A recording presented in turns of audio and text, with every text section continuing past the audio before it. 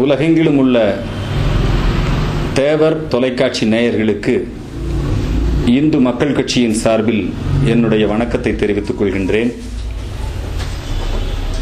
நம்முடைய தெய்வ தமிழகத்திலே எத்தனையோ மகத்தான தலைவர்கள் வந்து போயிருக்கிறார்கள். இப்படி வந்து போன தலைவர்களிலே மாசற்ற தலைவராய், மங்கா புகழுக்கு சொந்தக்காரராய், தென்பாண்டி சிங்கமாய், பாரத தாயின் தவப்புதல்வனாய், தமிழ் தாயின் தலைமகனாய் இருப்பவர் பசும்பொன் முத்துராமலிங்க தேவர். தற்பொழுது தமிழகத்திலே ஒரு அரசியல் சூழல் முத்துராமலிங்க தேவரை ஒரு சாதியோடு அடையாளப்படுத்தி பார்த்துக் கொண்டிருக்கிறார்கள். ஐயா முத்துராமலிங்க தேவரை ஒரு சாதியோடு அடையாளப்படுத்தி பார்த்துக் கொண்டிருக்கிறார்கள். உண்மையில் முத்துராமலிங்க தேவர் ஒரு ஜாதிக்கு தலைவரா? வங்கத்து சிங்கம் நேதாஜியை தலைவராக ஏற்றுக்கொண்டு இந்திய தேசிய ராணுவத்திற்கு நேதாஜி அவர்கள் ராணுவ வீரர்களை சேர்த்துகின்ற பொழுது நேதாஜி சொன்னார், இந்தியாவிற்கு சுதந்திரம் சும்மா வராது. சும்மாவா வந்தது சுதந்திரம் என்பது என்று சொல்லுவார்களே, நேதாஜி சொன்னார், ரத்தம் தா சுதந்திரம் தருகிறேன் என்று சொன்னார். அந்த நேதாஜியினுடைய அறைகூவலை ஏற்றுக்கொண்டு தென் தமிழகத்திலே இருந்து ஏராளமான இளைஞர்களை நேதாஜியினுடைய இந்திய தேசிய ராணுவத்திற்கு அவர் அனுப்பி வைத்தார் முத்துராமலிங்க தேவர். நேதாஜியை தன்னுடைய குடும்ப வழக்கறிஞர் சீனிவாச ஐயங்கார் மூலமாக அறிமுகமாகிக் கொண்ட முத்துராமலிங்க தேவர் ஐயா அவர்கள் நேதாஜியை தன்னுடைய அரசியல் வழிகாட்டியாக, தன்னுடைய தலைவராக ஏற்றுக்கொண்டார். நேதாஜி பிறந்த வங்க மாநிலத்திலே கூட அவ்வளவு சிலைகள் நேதாஜிக்கு கிடையாது. ஆனால் முத்துராமலிங்க தேவருடைய கொடி பறக்கின்ற, புலிக்கொடி பறக்கின்ற அந்த தென்பாண்டி சீமையிலே எங்கு பார்த்தாலும் நேதாஜி சிலைகள் என்பதற்கு என்ன காரணம் என்றால், நேதாஜியின் மீது தேவர் கொண்டிருந்த அபிமானம், முத்துராமலிங்க தேவர் கொண்டிருந்த அபிமானம், அந்த மக்கள் அனைவரும் நேதாஜியை தலைவராக ஏற்றுக்கொண்டார். நேதாஜி என்பவர் முக்குலத்தைச் சேர்ந்தவர் அல்ல, இந்தியாவினுடைய மாபெரும் விடுதலை போராட்ட வீரர். What Bengal things today it's going to happen tomorrow in India என்று சொல்லுவார்கள். வங்க மாநிலம் என்ன நினைக்கின்றதோ அதை நாளை இந்தியா செயல்படுத்தும் என்று சொல்லுவார்கள். ஏனென்றால் வங்க மாநிலத்திலேதான் மகாகவி தாகூர் பிறந்தார். வங்க மாநிலத்திலேதான் குருதேவர் ராமகிருஷ்ண பரமஹம்சர் பிறந்தார். வங்க மாநிலத்திலேதான் நரேந்திரன் என்று சொல்லக்கூடிய விவேகானந்தர் பிறந்தார். வங்க மாநிலத்திலேதான் அரவிந்த கோஷ் பிறந்தார். இப்படி ஏராளமான மகான்களையும் ரிஷிகளையும் உருவாக்கிய அந்த வங்க மாநிலத்திலே இருந்துதான் நேதாஜி ஒரு மாபெரும் தலைவராக உயர்ந்தார். அந்த நேதாஜியை தலைவராக ஏற்றுக்கொண்ட முத்துராமலிங்க தேவர் நேதாஜிக்கு உறுதுணையாக இருந்தார். காங்கிரஸ் கட்சியிலே நேதாஜியினுடைய புகழை மழுங்கச் செய்து அவரை தோற்கடித்து இந்திய சுதந்திரத்தை தாமதப்படுத்த வேண்டும் என்று பிரிட்டிஷாருக்கு கைப்பாவையாக காங்கிரசின் பெருந்தலைவர்கள் செயல்பட்ட பொழுது நேதாஜி அவர்கள் காந்தியடிகளோடு முரண்பட்டு நின்றார். காங்கிரஸ் கட்சியிலே தேர்தல் போட்டி உருவாகிறது. காங்கிரஸ் கட்சியினுடைய வேட்பாளர் பட்டாபி சீதாராமையா. காந்தியடிகள் சொல்லுகிறார், பட்டாபியின் தோல்வி என் தோல்வி என்று சொல்லுகிறார். நேதாஜி வெற்றி பெற்றார், காங்கிரஸ் தலைவராக வந்தார். ஆனால் பட்டேல் போன்றவர்கள் நேதாஜிக்கு ஒத்துழைப்பு கொடுக்காமல், காந்தியடிகள் போன்றவர்கள் நேதாஜிக்கு ஒத்துழைப்பு கொடுக்காமல், நேதாஜி காங்கிரஸ் கட்சியினுடைய தலைவராக செயல்படுவதற்கு பல்வேறு இடையூறுகளை செய்தார்கள். சுதந்திரம் என்பது உப்பு காய்ச்சி சத்தியாகிரகம் செய்து ரயில் மறியல் செய்து வருவதல்ல. இரண்டாம் உலகப் போர் மூண்டு விட்டது. இந்த இரண்டாம் உலகப் போரிலே இந்தியர்களுடைய சம்மதம் இல்லாமலேயே இந்தியர்களை, சுதந்திர போராட்டத்திலே ஈடுபட்டுக் கொண்டிருந்த இந்தியர்களை வெள்ளையர்களுக்கு ஆதரவாக இங்கிலாந்து ராணுவத்திலே இந்தியர்களை அவர்கள் சேர்த்துக் கொண்டிருந்தார்கள். காங்கிரஸ் கட்சியும் இங்கிலாந்து ராணுவத்திற்கு ஆள் பிடித்துக் கொண்டிருந்தது. நேதாஜி இதை எதிர்த்தார். நாம் சுதந்திரம் பெறுவதற்கு இதுதான் தருணம். முதல் உலகப் போர் நடைபெற்ற பொழுது, முதல் உலகப் போருக்கு பிறகு இந்தியாவிற்கு சுதந்திரம் கொடுப்பதை குறித்து பரிசீலனை செய்கிறோம் என்று சொன்னார்கள். நம்மை ஏமாற்றி விட்டார்கள். அவர்கள் கொடுத்த பரிசு நமக்கு பஞ்சாப் படுகொலை. எனவே இந்த முறை நாம் ஏமாறக்கூடாது. அண்ணல் காந்தியடிகள் அவர்களே, சுதந்திர போராட்டத்தை தீவிரப்படுத்துங்கள். நாம் இங்கிலாந்தை ஆதரிக்க வேண்டும் என்று சொன்னால், இங்கிலாந்து ராணுவத்திற்கு நாம் ஆள் அனுப்ப வேண்டும் என்று சொன்னால், இந்தியாவின் விடுதலையை அதற்கு பதிலாக கேளுங்கள் என்று சொன்னார். ஆனால் காந்தியடிகள் அதற்கு ஒப்புக்கொள்ளவில்லை. இங்கிலாந்து கடுமையாக கண்காணித்துக் கொண்டிருந்தது. நேதாஜி இரவோடு இரவாக தலைமறைவானார். இந்த உலகத்திலேயே யாரும் செய்யாத சாகசம், முதல் முறையாக நீர்மூழ்கி கப்பல் மூலமாக நெடிய தூரம் பயணம் செய்து ஜப்பான் பிரதமரை சந்திக்கிறார், ஹிட்லரை சந்திக்கிறார். எதிரிக்கு எதிரி நண்பன் என்கின்ற அடிப்படையிலே இங்கிலாந்தினுடைய எதிரி நாடுகளாக இருக்கக்கூடிய ஜப்பான், ஜெர்மன் உள்ளிட்ட நாட்டினுடைய தலைவர்களை சந்தித்து இரண்டாம் உலகப் போரிலே அவர்களுக்கு ஆதரவாக சுதந்திர இந்திய அரசாங்கத்தை அமைத்து, இப்பொழுது எப்படி பிரபாகரன் தனி தமிழீழ அரசை அமைத்தாரோ அதுபோல ஆசாத் ஹிந்து சர்க்கார் என்று சொல்லக்கூடிய சுதந்திர இந்தியாவை அவர் பிரகடனப்படுத்தினார். வானொலி நிலையம் துவக்கினார். இந்திய ராணுவ தளபதியாக பொறுப்பெடுத்துக் கொண்டார். இந்திய தேசிய ராணுவத்தின் மூலமாக பிரிட்டிஷ் இந்தியாவின் மீது போர் தொடுத்தார். அவருக்கு தேவையான உதவிகளை ஜப்பான், ஜெர்மன் உள்ளிட்ட நாடுகள் செய்து கொண்டிருந்தது. காலம் செய்த கோலம், விதி செய்த சதி. அமெரிக்காக்காரன் 2 மிகப்பெரிய அணுகுண்டுகளை கொண்டு போய் ஜப்பான் மீது வீசி ஒரு மாபெரும் அழிவை ஏற்படுத்தினான். ஜப்பானை பணிய வைத்தான். அதன் காரணமாக நேதாஜிக்கு வரவேண்டிய ஆயுதங்கள் வராமல் போய்விட்டது. ஆகவே இம்பாலா வரை முன்னேறிய நம்முடைய நேதாஜி போர்க்களத்திலே பின்வாங்க நேரிட்டது. இன்றைக்கு வரைக்கும் நேதாஜியினுடைய மரணம் என்பது யாராலும் உறுதி செய்யப்படவில்லை. காங்கிரஸ் பல்வேறு விதமான சதிகளை செய்து கொண்டிருக்கிறது. ஆனால் முத்துராமலிங்க தேவர் மட்டும் தன் வாழ்நாள் முழுக்க நேதாஜி வாழ்ந்து கொண்டிருக்கிறார். நேதாஜி தலைமறைவாகி இந்திய தேசிய ராணுவத்தை அமைத்தவுடனேயே இந்தியாவின் சுதந்திரம் உறுதி செய்யப்பட்டு விட்டது. இனி இந்தியாவை ஆள முடியாது என்கின்ற முடிவுக்கு வந்த ஆங்கிலேயர்கள் கொஞ்சம் கொஞ்சமாக இந்தியாவை உடைக்க வேண்டும், பிரித்தாளும் சூழ்ச்சி என்கிற அடிப்படையில் பல்வேறு விதமான தந்திரோபாயங்களை கண்டாய்ந்து கடைபிடித்து இந்தியா பாகிஸ்தான் பிரிவினையை உருவாக்கி ஒரு வழியாக மும்பையிலே மீண்டும் நேதாஜி எப்படி ஒரு தேசிய ராணுவத்தை அமைத்து ஒரு கிளர்ச்சியை உருவாக்கினாரோ அதே போல மும்பை கப்பல் படையினர் மாபெரும் கிளர்ச்சியை உருவாக்கினார்கள்.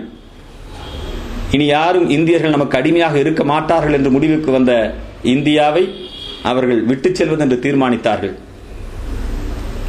அப்படி விட்டுச் செல்லுகின்ற போது கூட நேதாஜி இந்தியாவிற்கு திரும்ப வந்தால் அவரை ஒப்படைக்கிறோம் என்றெல்லாம் ஒப்பந்தம் போட்டதாக சொல்லுகிறார்கள். ஃபார்வர்ட் பிளாக் கட்சியை நேதாஜி இல்லாமலேயே நடத்தி கொண்டிருந்தார்கள். அந்த ஃபார்வர்ட் பிளாக் கட்சி நாடு முழுக்க வலிமையான கட்சியாக இருந்தது. தமிழகத்திலே தனிப்பெரும் தலைவராக நம்முடைய முத்துராமலிங்க தேவர் அவர்கள் நேதாஜியின் கொள்கைகளை நடைமுறைப்படுத்திக் கொண்டிருந்தார். எப்படியாவது ஃபார்வர்ட் பிளாக் கட்சியை நசுக்கிவிட வேண்டும் என்று பிரிட்டிஷார் எத்தனையோ முயற்சி செய்தார்கள். பல வழக்குகளை போட்டார்கள். இந்திய தேசிய ராணுவம் இம்பாலா போர் முனையிலே இருந்து இந்தியாவிற்குள்ளே ஊடுருவி வருகின்ற பொழுது அந்த இந்திய தேசிய ராணுவ வீரர்களுக்கு சோறு கொடுக்க கூடாது என்றெல்லாம் பிரச்சாரம் செய்தார்கள். காங்கிரஸ் கட்சிக்காரர்கள் மிகப்பெரிய துரோகம் செய்தார்கள். ஆனால் நேதாஜி என்றைக்கும் காந்தியை இழிவுவிட பேசியதே இல்லை. அந்தமான் சிறையை கைப்பற்றுகிறார். அந்தமானிலே இருந்து நேதாஜி வானொலியிலே பேசுகிறார். தேசப்பிதா என்று காந்தியை முதலாக அழைத்தவர் அவர்தான். அப்படி பேசிவிட்டு அந்தமானிலே அவர் டெல்லி சலோ என்கின்ற கோஷத்தை நம்முடைய ராணுவத்திற்கு வைக்கின்றார். ஆனால் இந்த நாட்டிலே காங்கிரஸ்காரர்கள் இந்திய தேசிய ராணுவத்தினருக்கு காட்டிக் கொடுக்கின்ற வேலையை செய்து கொண்டிருந்தார்கள். எப்படியோ நாம் சுதந்திரம் பெற்றுவிட்டோம். அந்த சுதந்திரத்தை பெறுகின்ற பொழுது கூட நேதாஜி வந்தால் அந்த வழக்கு நிலுவிலே இருக்கிறது, அவரை ஒப்படைப்போம் என்றெல்லாம் ஒப்பந்தம் செய்து கொண்டிருக்கிறார் நேரு. இது மிகப்பெரிய அநீதி. சுதந்திர இந்தியாவிலே தேர்தல் நடக்கிறது. முத்துராமலிங்க தேவர் ஐயா அவர்கள் நாடாளுமன்ற தேர்தலிலே போட்டியிட்டு வெற்றி பெற்று அங்கே செல்லுகின்றார். அந்த தேர்தலிலே நேரு பிரதமராக தேர்ந்தெடுக்கப்படுகிறார். நேரு பிரதமரான உடனேயே அவர் ஆசிய ஜோதி, உலகம் முழுக்க ஒரு கவர்ச்சிகரமான தலைவர். நேருவை சந்திப்பதற்கு எல்லோரும் முயற்சிக்கின்றார்கள். அவரோடு படம் எடுத்துக்கொள்ள எல்லோரும் போட்டியிடுகிறார்கள். ஆனால் நேரு சொல்லுகிறார், நான் ஃபார்வர்ட் பிளாக் தலைவர் முத்துராமலிங்க தேவரை சந்திக்க விரும்புகிறேன், அவரோடு கைகுலுக்க விரும்புகிறேன் என்று நேரு முத்துராமலிங்க தேவரிடத்திலே கையை நீட்டிய பொழுது என் தலைவனை காட்டிக் கொடுத்த கையோடு நான் குலுக்க மாட்டேன் என்று சொல்லி நேருவனுடைய கையை தட்டிவிட்டு வந்து விட்டார். ஆனால் இந்த நாட்டிலே காங்கிரஸ்காரர்கள் இந்திய தேசிய ராணுவத்தினருக்கு காட்டிக் கொடுக்கின்ற வேலையை செய்து கொண்டிருந்தார்கள். எப்படியோ நாம் சுதந்திரம் பெற்றுவிட்டோம். அந்த சுதந்திரத்தை பெறுகின்ற பொழுது கூட நேதாஜி வந்தால் அந்த வழக்கு நிலுவிலே இருக்கிறது, அவரை ஒப்படைப்போம் என்றெல்லாம் ஒப்பந்தம் செய்து கொண்டிருக்கிறார் நேரு. இது மிகப்பெரிய அநீதி. சுதந்திர இந்தியாவிலே தேர்தல் நடக்கிறது. முத்துராமலிங்க தேவர் ஐயா அவர்கள் நாடாளுமன்ற தேர்தலிலே போட்டியிட்டு வெற்றி பெற்று அங்கே செல்லுகின்றார். அந்த தேர்தலிலே நேரு பிரதமராக தேர்ந்தெடுக்கப்படுகிறார். நேரு பிரதமரான உடனேயே அவர் ஆசிய ஜோதி, உலகம் முழுக்க ஒரு கவர்ச்சிகரமான தலைவர். நேருவை சந்திப்பதற்கு எல்லோரும் முயற்சிக்கின்றார்கள். அவரோடு படம் எடுத்துக்கொள்ள எல்லோரும் போட்டியிடுகிறார்கள். ஆனால் நேரு சொல்லுகிறார், நான் ஃபார்வர்ட் பிளாக் தலைவர் முத்துராமலிங்க தேவரை சந்திக்க விரும்புகிறேன், அவரோடு கைகுலுக்க விரும்புகிறேன் என்று நேரு முத்துராமலிங்க தேவரிடத்திலே கையை நீட்டிய பொழுது, என் தலைவனை காட்டி கொடுத்த கையோடு நான் குலுக்க மாட்டேன் என்று சொல்லி நேருவினுடைய கையை தட்டிவிட்டு வந்துவிட்டார். முத்துராமலிங்க தேவர் நாடாளுமன்றத்திலே பேசுகின்ற பொழுது அனைவரும் அமைதியாக கேட்பார்கள். ஃபார்வர்ட் பிளாக்காரன் சர்வதேச அரசியல் பேசுவான். முத்துராமலிங்க தேவர் தன்னுடைய ஃபார்வர்ட் பிளாக் கட்சியினுடைய தளபதிகளுக்கும் தொண்டர்களுக்கும் சர்வதேச அரசியலை சொல்லிக் கொடுத்தார், இந்திய தேசிய அரசியலை சொல்லிக் கொடுத்தார். காங்கிரஸ் கட்சியினுடைய புழுகு மூட்டைகளை அம்பலப்படுத்தினார். ஃபார்வர்ட் பிளாக்கிற்கும் முத்துராமலிங்க தேவருக்கும் ஆரம்பத்திலே பிரிட்டிஷ்காரன் எதிரியாக இருந்தான். ஐயா அவர்களுடைய வரலாற்றை மறைத்தான். ஐயா அவர்களுடைய படங்கள் கூட இன்றைக்கு சரியாக நமக்கு கிடைக்கவில்லை. அவருடைய பேசிய பேச்சுக்கள், அவருடைய சொற்பொழிவுகள். ஐயா விவேகானந்தருடைய சீடர். அவருடைய முதல் சொற்பொழிவு சாயல்குடியிலே விவேகானந்தா வாசக சாலையிலே அவருடைய முதல் சொற்பொழிவு விவேகானந்தரை குறித்து. அவர் பேசுகின்ற பொழுது சொல்லுவார், நான் எனக்கு என்ன பின்புலம், எனக்கு என்ன இயக்கம் என்று யாராவது கேட்டால் I am from Vivekananda mission, Ramakrishna mission என்று சொல்லுவார். ஆங்கிலத்திலே தேர்ந்த புலமையாளர் ஐயா அவர்கள். ஒரு முறை காசி பனாரஸ் யூனிவர்சிட்டியிலே ஐயா அவர்கள் ஆங்கிலத்திலே இந்து மதத்தினுடைய மேன்மைகளை குறித்து பேசினார், ஆங்கிலத்திலே பேசினார். அப்பொழுது அந்த சர்வகலாசாலையினுடைய அந்த பனாரஸ் இந்து யூனிவர்சிட்டியினுடைய தலைவர் சொன்னார், இந்த உலகத்தையே ஆங்கிலம் ஆண்டு கொண்டிருந்தது, ஆனால் 3 மணி நேரம் பசும்பொன் முத்துராமலிங்க தேவர் ஆங்கிலத்தை ஆட்சி செய்தார் என்று சொன்னார். அப்படிப்பட்ட நாவன்மை மிக்கவர். சன்மார்க்க சண்டமார்க்கம் என்று சொல்லுவார்கள் ஐயா அவர்களை. வள்ளலாரை குருநாதராக ஏற்றுக்கொண்டவர், வள்ளலார் மீது மிகுந்த ஈடுபாடு கொண்டவர். வள்ளலாருடைய திருவருட்பா பாடல்களை கொண்டு போய் ஒழித்து வைத்து விட்டார்கள் அவருடைய உறவினர்கள், அதை பதிப்பிக்க மறுத்தார்கள். ஐயா அவர்கள் வடலூரிலே சென்று அந்த மேடையிலே நின்று அந்த அருட்பா பாடல்களை மிக தெளிவாக உச்சரி, திருவருட்பா பாடல்களை எந்த பகுதி அவர்கள் ஒழித்து வைத்தார்களோ அந்த திருமுறை பாடல்களை அவர் அப்படியே மேடையிலே சொன்னார். சொல்லிவிட்டு சொன்னார், வள்ளலாரின் புகழை நீங்கள் மறைக்க முடியாது, சன்மார்க்க சண்டமார்தன் என்கின்ற பட்டம் அவருக்கு வழங்கப்பட்டது. ஆனால் இன்றைக்கு நம்முடைய முத்துராமலிங்க தேவரை எப்படி சொல்லுகிறார்கள், ஒயின் கடைக்கு பேர் வச்சிருக்கிறான் முத்துராமலிங்க தேவர் ஒயின்ஸ். வள்ளலாருடைய சீடர் அவர். மண்ணாசை, பொன்னாசை, பெண்ணாசை என்கின்ற மூவிதமான ஆசைகளையும் துறந்தவர். அந்த காலத்திலே தமிழகத்திலே 3 மண்ணாசை, பொன்னாசை, பெண்ணாசை ஆகிய மூவகை ஆசைகளையும் துறந்து விட்ட ஒரு மகத்தான தலைவர் அவர். ஒரு முறை தமிழகத்திலே மூதறிஞர் ராஜாஜி இடத்திலே ஒரு கேள்வி கேட்கிறார்கள். 3 பிரம்மச்சாரிகள் இன்றைய காலகட்டத்திலே பிரபலமானவர்கள். ஒன்று கோவையை சார்ந்த அவினாசிலிங்கம் செட்டியார் அவர்கள், மிகப்பெரிய காந்தியவாதி, ராமகிருஷ்ணா இயக்கத்திலே இருந்தவர். ராமகிருஷ்ணா வித்யாலயா என்று சொல்லக்கூடிய ஒரு மிகப்பெரிய கல்வி நிறுவனத்தை தோற்றுவித்தவர். இந்தியா, குறிப்பாக தமிழகத்தினுடைய முதல் கல்வி அமைச்சர். அவர் ஒரு பிரம்மச்சாரி. பெருந்தலைவர் காமராஜர் உங்களுக்கு தெரியும், அவர் ஒரு பிரம்மச்சாரி. அடுத்து நம்முடைய ஐயா முத்துராமலிங்க தேவர், இவர் ஒரு பிரம்மச்சாரி. இவர்கள் திருமணமே செய்து கொள்ளவில்லை. இந்த 3 பேருடைய பிரம்மச்சரியத்திலே எது உயர்ந்தது என்று சொல்லி மூதறிஞர் ராஜாஜியிடம் கேட்கிறார்கள். மூதறிஞர் ராஜாஜி சொன்னார், அவினாசிலிங்கம் செட்டியாருடைய படத்தையோ அல்லது காமராஜருடைய படத்தையோ முத்துராமலிங்க தேவர் என்று சொல்லக்கூடிய அந்த பிரம்மச்சரிய விரதத்தை அனுஷ்டித்துக் கொண்டிருக்கக்கூடிய அவருடைய படத்தின் பக்கத்திலே கூட வைக்காதீர்கள். படுக்கறையிலே கூட முத்துராமலிங்க தேவருடைய படத்தை வைக்கக்கூடாது. அந்த அளவிற்கு பிரம்மச்சரிய வீரத்தை காத்து நின்றவர் நம்முடைய முத்துராமலிங்க தேவர் அவர்கள். பெண்களை போற்றினார். பர்மாவிலே சுற்றுப்பயணம் மேற்கொண்ட பொழுது அந்த பர்மிய புத்த மத குருமார்கள் அவருக்கு மிகப்பெரிய வரவேற்பு கொடுக்கின்றார்கள். அங்கே சென்று புத்த மத தத்துவங்களை எல்லாம் எடுத்துரைக்கின்றார். அவருக்கு மிகப்பெரிய வரவேற்பு. அந்த நாட்டு வழக்கப்படி பெண்கள் எல்லாம் தலைமுடியை தரையிலே போட்டு அந்த கூந்தலின் மீது நடந்து வர வேண்டும். இப்பெல்லாம் ரெட் கார்பெட் விரிக்கிற மாதிரி. அப்படி பெண்கள் தயாராகி தங்களுடைய கூந்தலை தரையிலே போட்ட பொழுது முத்துராமலிங்க தேவர் கையெடுத்து வணங்கினார். எங்கள் நாட்டிலே நாங்கள் பெண்களை பராசக்தியாக பார்க்கின்றோம், இந்த கூந்தலின் மீது நான் நடந்து வரமாட்டேன் என்று சொன்னார். இப்படி பெண்களை போற்றியவர். அவருடைய தாய் இந்திராணி அம்மையார் சிறு வயதிலேயே அவரை விட்டு பிரிந்து விட்டார். அவருடைய தகப்பனார் உக்கிரபாண்டி தேவர் சாதாரணமான ஆள் அல்ல, மிகப்பெரிய பண்ணையார். அந்த காலத்திலேயே ஜஸ்டிஸ் கட்சியை சேர்ந்தவர். ராமன் ஒரு இல் ஒரு வில் ஒரு சொல் என்று வாழ்ந்தான். ஆனால் தசரதனுக்கு 60,000 மனைவி. உக்கிரபாண்டி தேவர் மன்னர்களோடு கூட்டணி, ஜஸ்டிஸ் கட்சியோடு கூட்டணி. மன்னர்கள் போட்டியிடுகிறார்கள். பிரிட்டிஷ் ஆட்சி காலத்திலே தேர்தல் நடக்கிறது. ராமநாதபுரம் சேதுபதி மன்னர்கள் போட்டியிடுகிறார்கள் ஜஸ்டிஸ் கட்சியிலே. முத்துராமலிங்க தேவர் தன்னுடைய தகப்பனார் ஆதரித்த அந்த ஜஸ்டிஸ் கட்சியை, தன்னுடைய தகப்பனார் வேலை செய்த அந்த ஜஸ்டிஸ் கட்சியை தான் போட்டியிட்டு வென்றார். அன்றைக்கு ராய்ட்டர் செய்தி நிறுவனத்திலே அது ஒலிபரப்பாகியது, முத்துராமலிங்க தேவர் வென்றார் என்பது. மன்னர்களை தோற்கடித்தார். இவர் மன்னர் குலத்திலே, இவர் ஜமீன்தார் குலத்திலே அவதரித்திருந்தாலும் முத்துராமலிங்க தேவரை நாங்கள் அவதாரம் என்றுதான் கருதுகிறோம். நான் சொல்லவில்லை. இந்த நாட்டினுடைய முதல் super star MK. Thyagaraja Bhagavathar.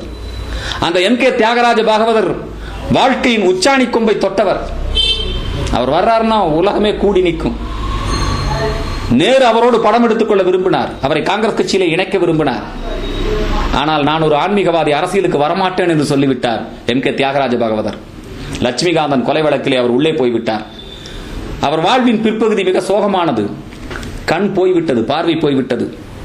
Samayapuram Mariamman கோவிலிலே அமர்ந்து அன்றாடம் அம்மனை தரிசித்து தரிசித்து அவருக்கு கண் பார்வை வந்தது. அவர் கண் குருடாக இருந்த பொழுது அவர் வாழ்நாளிலே ஒரு முறையாவது முத்துராமலிங்க தேவரை சந்திக்க வேண்டும் என்று நினைத்தார். முத்துராமலிங்க தேவர் வருகின்ற ரயிலும் அவர் இருக்கின்ற இடமும் ஒரு முறை ஒரு சந்தர்ப்பம் அமைந்தது. இங்கே இந்த ரயிலிலே முத்துராமலிங்க தேவர் இருக்கிறார், நான் அவரை பார்க்க வேண்டும் என அவரிடத்திலே அருகாமையிலே அழைத்து செல்லுங்கள். அவர் பார்வை சரியாக தெரியாது, அருகாமையிலே அழைத்து செல்லுகிறார்கள். முத்துராமலிங்க தேவரை சென்று தொட்டு தொட்டு தடவி தடவி பார்த்துவிட்டு சொல்லுகிறார், சந்தேகமில்லை சந்தேகமில்லை, தேவரல்ல இவர் முருகப்பெருமானின் அம்சம் என்று இந்தியாவின் தமிழ்நாட்டின் முதல் சூப்பர் ஸ்டார் சொல்லுகிறார். அவர் ஒரு அவதாரம். யாருக்காவது பிறந்த நாளும் இறந்த நாளும் ஒரே நாளில் அமையுமா? சும்மா குரு பூஜை பண்ணல, எவனுக்கோ குரு பூஜை பண்றான். குரு பூஜை என்பது இந்து தர்மத்திலே ஆழ்வார்களுக்கும் நாயன்மார்களுக்கும் செய்யக்கூடியது குரு பூஜை. மத குருமார்களுக்கு, ஆன்மீகத்தில் இருந்த குருமார்களுக்கு செய்யக்கூடியது குரு பூஜை. இது நினைவு நாள் அல்ல. முத்துராமலிங்க தேவரை குருவாக ஏற்றுக்கொண்டோம். ஏன்னா அவர் பிறந்த நாளும் இறந்த நாளும் ஒன்று. அவர் சமாதியான பொழுது அவர் வளர்த்து வந்த மயில் அவருடைய உடலை தடவி கொடுத்தது. முருகப்பெருமானுடைய அம்சமாகத்தான் நாம் அவரை கருதினோம். அவர் வளர்த்து வந்த நாய் அவரை சுற்றி சுற்றி வந்து அந்த இடத்திலே மாண்டு போனதாக சொல்லுவார்கள். முத்துராமலிங்க தேவருடைய படத்தை கல்யாண பத்திரிகையில் போட்டு மடிக்க மாட்டாங்க, நடுவில் போடுவாங்க. முருகப்பெருமான், முத்துராமலிங்க தேவர், நேதாஜி. இந்த மக்களை போய் ஜாதியோட அடையாளப்படுத்திக்கிட்டு இருக்காங்க. முத்துராமலிங்க தேவருக்கு குரு பூஜை நடக்குது அப்படின்னு சொல்லி போட்டு இப்ப நாட்டில் யாரோ குரு பூஜையிலே நம்பிக்கை இல்லாதவர்கள், இந்த கருத்திலே ஒப்பு இல்லாதவர்கள். அதிமுக காரங்க குரு பூஜை பண்ணணும்னா எங்க பண்ணணும்? அவங்களுக்கு குருநாதர் யாரு, தலைவர் யாரு? போய் எம்ஜிஆர் சமாதியில் குரு பூஜை பண்ணணும். திமுக காரங்க குரு பூஜை பண்ணணும்னா அண்ணா சமாதியில் போய் குரு பூஜை பண்ணணும். இவனுக்கெல்லாம் குரு பூஜையில நம்பிக்கை இல்லாத ஆளு. இவன் பகுத்தறிவுவாதி, தேவர் ஆன்மீகவாதி. பாமக எவன் கட்சி ஆரம்பிச்சாலும் குரு பூஜைக்கு வந்துடுறான். இவர்கள் வந்து வந்து தேவர் தேவர் தேவர் தேவர், ஜாதி ஜாதி.